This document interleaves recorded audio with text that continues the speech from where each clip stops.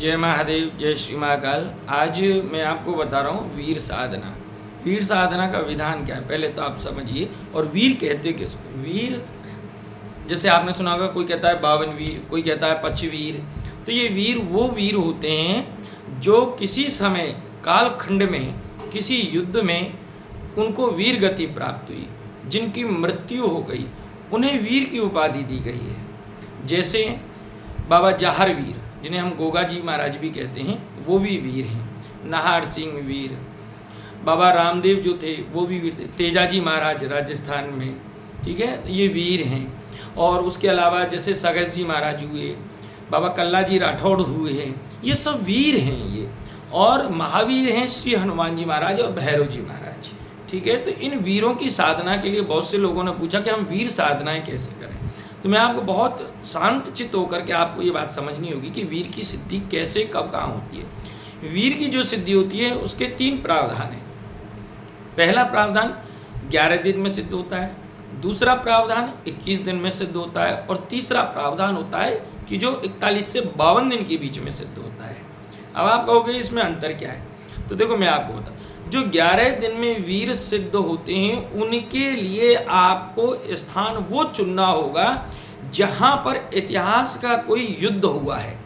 जैसे हमारे राजस्थान उदयपुर के बाद जहाँ मैं रहता हूँ, उदयपुर राजस्थान में, उसके करीब 50 किलोमीटर की दूरी पे है हल्दी घाटी का मैदान, जहाँ महाराणा प्रताप वीर शिरोमणि और जो आक्रांता था अकबर, उसके साथ जब युद्ध हुआ था, तो वहाँ जो वीर गति को प्राप्त हुए, जो सूरमा थे, जो वीर थे, जहाँ युद्ध हुआ हो, ऐसी भूमि पे अगर आप साधना करते हैं तो वहाँ से निश्चित रूप से 100% कहता हूँ मैं आपको कि 11 दिन के अंदर अंदर किसी न किसी वीर की कृपा आपके ऊपर हो जाएगी और वहाँ से आपको वीर की सिद्धि मिल जाएगी। और उसके बाद में जैसे आप हरियाणा में बात करेंगे तो सोनीपत, पानीपत की तरफ जो पानीपत की लड़ाई हुई है वहाँ है। एमपी में जैसे झांसी है, खंडवा है। इस तरीके से जो युद्ध की जो भूमियाँ हैं, युद्ध क्षेत्र में जो आप वीर की साधना करेंगे तो वहाँ वीर आपको सिद्ध हो जाएगा।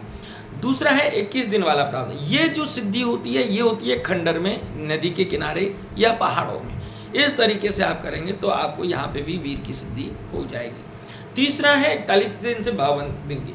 ये जो विधान है, इस विधान को आप अपने घर पे कर सकते हैं और घर पे रह के आप वीर की सिद्धि कर सकते हैं।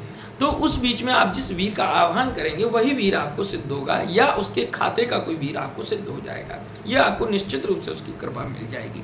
तो ये होता है वीर साधना का विधान।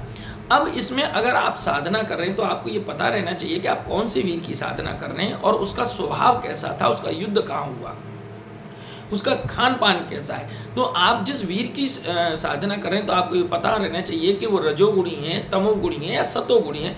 तो आप उसी के हिसाब से अगर आप साधना करेंगे तो आपको भी वीर की सिद्धि बहुत ज़्यादा और जल्दी ही सिद्ध हो जाएगी।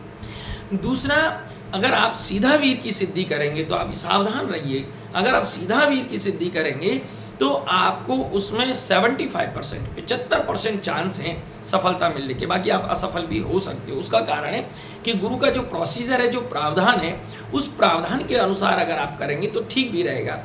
बाकी अगर वीर को सिद्ध करना है तो आपको सबसे पहले देवी महाकाली या माँ बगला, 10 महाविद्याओं में कोई भी एक सिद्ध महाविद्या का आपको आशीर्वाद होना बहुत जरूरी है।